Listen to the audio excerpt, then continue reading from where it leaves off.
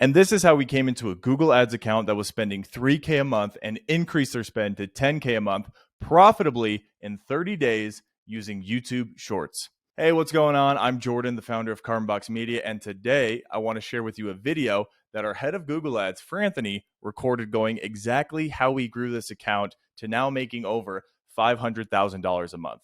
Hope you enjoyed the video, and if you find any value, feel free to leave a comment or even book a call with us, and by us, I mean me, using the link in the description to see if we can help you out. Enjoy. My name is Franthoni and I'm the head of Google Ads here at Carbonbox Media. And in this video, I'm going to be walking you through how we scaled Twisted Silver from $3,000 a monthly ad spend to $10,000 a monthly ad spend in just 30 days, right? So just some walkthrough on Twisted Silver. We've been working with them since January. We've been consulting, going in the back end of the account. And we executed a series of things. It's our regular procedure. And if we were to audit your e-commerce brand, this is exactly what we do as well. So the first thing we did was conversion tracking.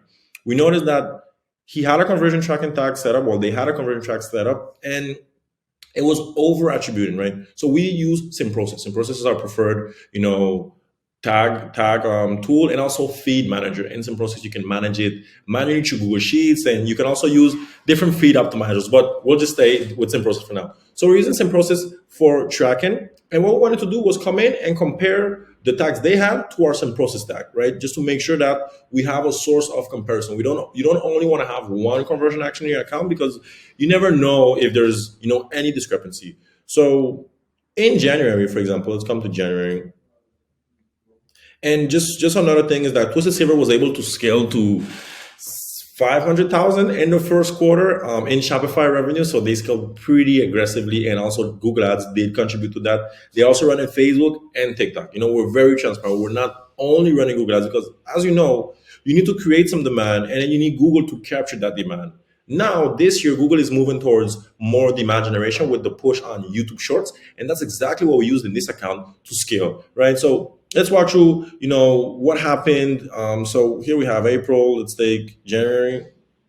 Just kind of look at the setup they had in the account, because it's really important to understand that even though you're getting great returns with, for example, just one brand campaign or just one PMAX campaign, there's a lot more opportunities to your account. So in January, this brand was only spending $585 to generate 32K. Now, the 32K was a bit weird because the tracking wasn't fully set up. So that's when we came in and also started comparing. And when you look at this, and then we come in and we say, hey, let's audit your Google account. What we mostly get is like, we're already running campaigns. We're getting a great return. Can you get us a better return? And the answer is no. That's the raw answer. The answer is no, because when you look at this is a 55x return on ad spend. 55x. There's no way that I can launch a campaign that's going to get me a higher return on ad spend than your brand campaign. But what I can come in and do is inject more campaigns that's going to give your brand campaign even more push, and then also grow your account, and also scale horizontally. In Google Ads, I like to scale horizontally, so adding more campaigns. You can increase the budget as well, but more campaigns is the way I prefer to go. It's safer. It takes more time sometimes, but once it's set up, you can just now scale vertically because you have a flat, foundation. So let's go into that foundation, what it look like. So keep in mind, one brand campaign in January. We came in February, right? Let's come now to February. So in February, we didn't spend 10K. We came in, we wanted to figure out, how the account will react to certain changes. What would happen if we launched X campaign? What would happen if we launched another campaign? So the first thing we did in February is we didn't launch a performance max campaign.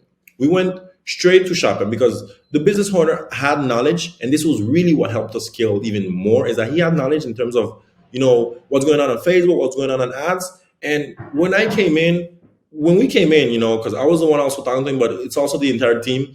What essentially I said was, hey man, we want to be very transparent.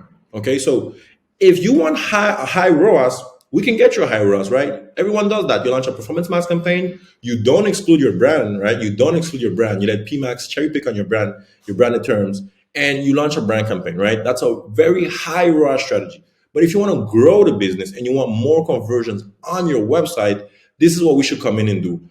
And we launched standard shopping. It's more work. You have to exclude the search terms every week. You have to optimize the titles. You have to go in the feed. You have to do the hard labor. And that's what we did. And this is what we do for all of our brands, because this is how we're able, to scale them and set up strong foundations by just going down and getting our hands dirty, right? So we came in first month, we launched standard shopping campaign, and we started testing YouTube Shorts, right? So we wanted to create demand for this brand. And it was very interesting because we tested YouTube Shorts with a $50 per day budget, right? So we're very aggressive from the get-go. We initially started at 30, then we increased to 50. And you can see we spent $1,000 and generated 1,600 in revenue. So a 1.3 on cold acquisition. We're targeting cold audiences. We're excluding past visitors, right? We're excluding past visitors. We're really trying to focus and force the algorithm to find new people. And this was the turning point. This was when we saw that, okay, YouTube Shorts can work for this brand. We can create more demand for this brand, and we can scale. Another thing that we had that helped us really well is triple wall, right? We wanted to compare what Google is telling us to triple wall. And as we were scaling in triple wall, we saw that our net new customer CPA was actually very stable, and it was averaging around $40, which was the goal that we had. Excuse me. So now, going into February, let's look at what we did. We came in, spent $4,000 at a 6.2. That was already really good for a brand, because now we launched new cold acquisition campaigns. We have more traffic coming in the brand, and we saw it as well in triple wall at a 6.1. And then we also have you'll notice that I have some conversions for Simprocess, because that's the one we use. We like to compare. So I have, conversions here, and then the ones for Simprocess. And I'm just gauging to see if there's any discrepancies, if maybe, sometimes it happens. There's a tag that comes up. So we always want to just be keeping an eye on that. Here comes March. And this is when, we went all in and we said, okay, we're gonna let this bad boy run. So we came in, we launched 3 YouTube Shorts campaign. Obviously not all of them worked, and we're going to talk about that as well. So once again, you'll see here that we have our shopping campaign that's at a 0.3 return enhancement, right? It's all the products, and we're not getting a great return enhancement. That's because we're cleaning up the search terms, and we're just getting people who are searching for the product on the website, even though they won't convert on the first click, because you have to think about it. Sometimes someone who doesn't know you won't convert right away, not in every case. So we keep that in mind in our funnel. We have a second campaign that's specifically targeting promoting only one product, right? And we can see that this has a 2.1 return enhancement at $1,500 spend. So what we did here, product titles, search terms, and keeping a very simple bidding strategy of max clicks, right? When we launch new shopping campaigns, we like to launch manual CPC and max clicks. As you know, Google does tell you, hey, once you have at least 30 conversions, you can switch to target CPA or maximize conversion. So initially we wanted to just go with that, controlling the budget, just controlling our cost per click and keeping that manual element in there. You'll notice that you haven't seen a performance max campaign yet. We did launch one, but in this case, performance max campaign was not the best performing campaign, which was actually a good thing. We don't want any cannibalization in our account. When we go down to the shopping campaigns now, right, we have our shopping campaign that continued generating the previous month. We increased it from a 1.3 to a 1.5. We launched new campaigns, and this is the testing part, right? We launched a campaign. You'll see that we spent almost the same, so 1,300, and we had a 0.9, right? So what we did here was we took the best performing creatives, we tested a new audience, and it didn't work. We still got conversions. YouTube Shorts still brought in conversions, and this is what we want. We want conversions, because from the moment you're getting conversions, you can optimize. Optimization, the more you optimize, the more you win, right? You can optimize, you can reduce your CPA. And if you take a look here, you'll see that in YouTube Shorts, we're getting a $27 CPA on cold acquisition when our goal was 40.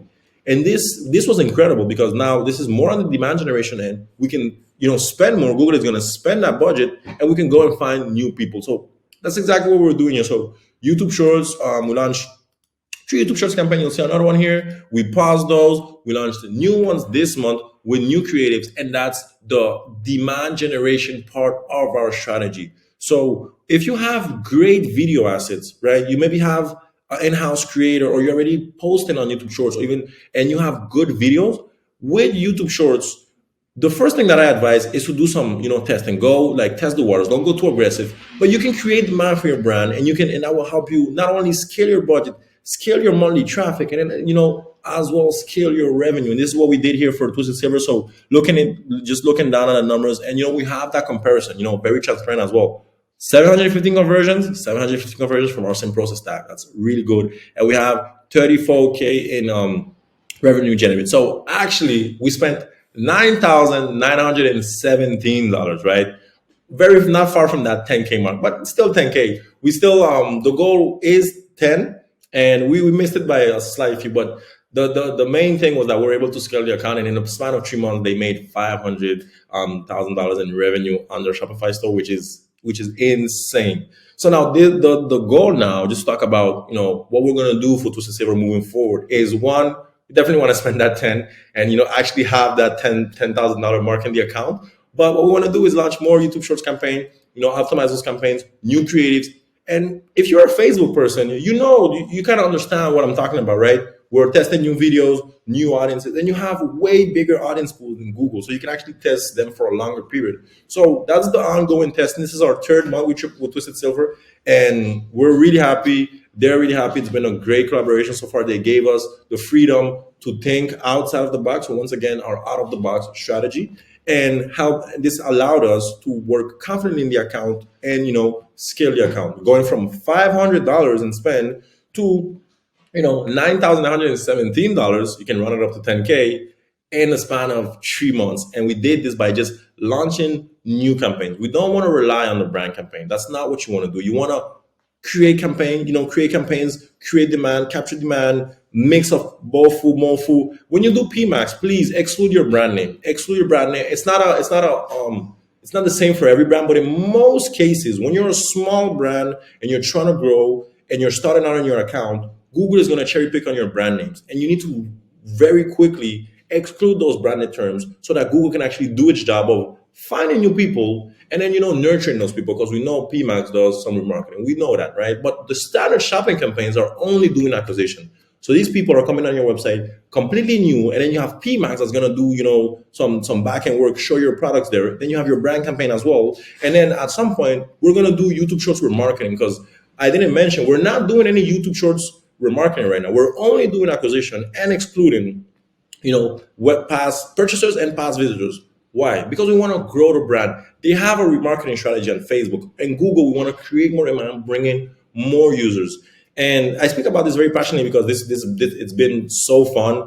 You'll see we're testing demand gen as well, because you have to test the new Google campaigns that they're promoting. And as you can see right now, we're not getting the great results. We have some optimization to do there for Twisted Silver, but we gotta win in YouTube Shorts, and we're gonna get demand gen to work. And I'm gonna make a case study on how we got demand gen to work. Maybe not for Twisted Silver because every case is different, but our goal is we want to come out of PMAX. This video is 30 minutes long, so if you're still watching, thank you so much. I hope you enjoyed the video. But just to finish on this, Performance Max, as everyone knows, Google is making an effort on that. Is a sort of a black box, right? So you just go in, you put in campaigns, assets, search terms, keywords, bids. Google does everything for you. But what we do here at Combox Media is the total opposite. We like to stick to the one campaign type, one budget rule. So if you want to do shopping, you launch a shopping campaign. You can launch a Performance Max shopping only, and treat it like smart shopping. But you don't do Performance Max YouTube, because what Google does is waste your budget on their networks. So if you want to do display, you launch a display campaign. If you want to do demand gen, you launch a demand gen. So you get the idea. And that's in a nutshell what we did for Twisted Silver and what we do for all of our brands. So once again, thank you so much for staying and watching this video. And I hope you enjoyed it. And if you have any questions, hit me up on LinkedIn. We have our LinkedIn page, Combox Media. We have our website, comboxmedia.com. We also have our YouTube, Combox Media as well, where we'll be sharing strategies, whether that be for Google, Facebook, and just showing you the back end and being very, very transparent about what we do. So thank you so much and have a great day. See you.